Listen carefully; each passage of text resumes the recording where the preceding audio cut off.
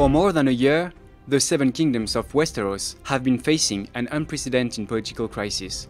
The major clans are fighting, and the threat of invasion is looming from both north and east.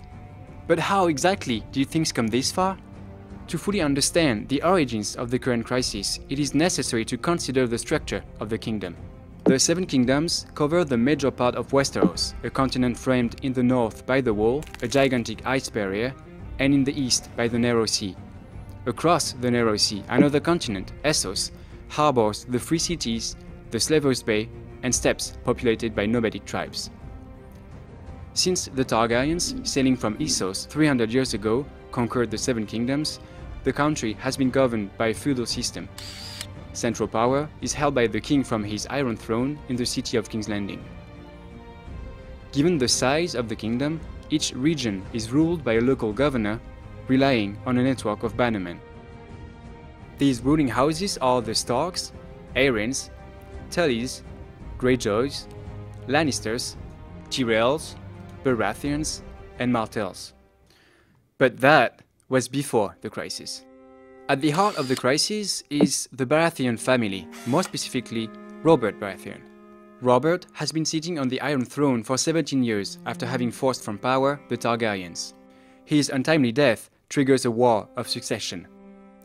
On the one hand, Joffrey, his legitimate son. He is officially the result of his union to Cersei Lannister, but in reality the fruit of an incestuous union. On the other hand, Robert's brothers, Renly and Stannis. The Lannisters take hold of power by seating Joffrey on the Iron Throne, leaving Robert's brothers no choice but to engage in war. They both proclaim themselves kings and start raising an army. Renly, the younger brother, ends up murdered, despite the support of House Tyrell. The older brother, Stannis, leads the attack on King's Landing and loses most of his ships to the Lannisters during the Battle of the Blackwater. But the Baratheons are not the only ones facing the Lannisters.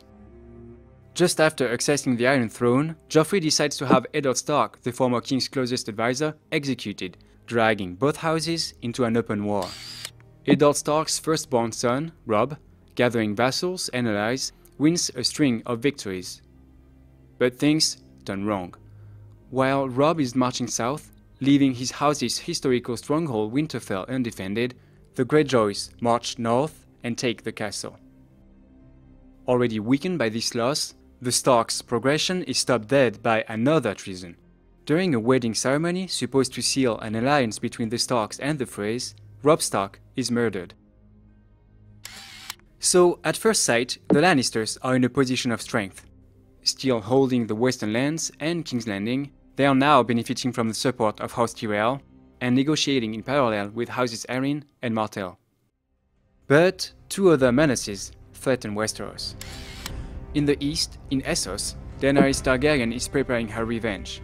Daughter of Aerys Targaryen, overthrown by Robert Baratheon, she intends to retake her place on the throne with the help of the 3 dragons growing up at her side. After trying out an alliance with the Dothrakis, a nomadic people whose leader she married, she manages to raise an army of former slaves by freeing their cities. In the north, on the other side of the wall, the White Walkers, also known as the Others, represent yet another threat. Some 8,000 years ago, those living deads, rising from the cold and the coming winter, already tried marching on Westeros before being defeated and imprisoned north of the kingdom by the construction of the wall. The White Walkers' awakening already has consequences. The Wildlings, a rebellious population living north of the wall, are seeking refuge on the other side. Internal wars, multiple invasions, winter is coming.